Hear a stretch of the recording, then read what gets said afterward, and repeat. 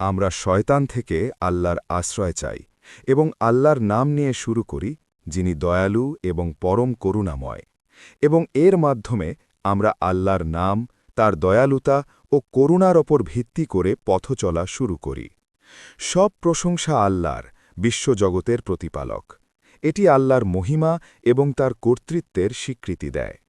বিচার দিবসের মালিক, অর্থাৎ আল্লাহই সেই দিনটির মালিক যখন সবার কর্মের হিসাব নিকাশ হবে এবং বিচার অনুষ্ঠিত হবে। আমরা কেবল আল্লাহরই এবাদত করি এবং কেবল তার কাছেই সাহায্য চাই, যাতে তিনি আমাদের সঠিক পথ দেখান এবং পরিচালনা করেন। আমাদের সঠিক পথ দেখাও, সোজা পথের দিকে পরিচালিত করো। এটি আল্লাহর কাছে এক প্রার্থনা, যাতে তিনি আমাদের সরল ও ন্যায়পরায়ণ পথ দেখান।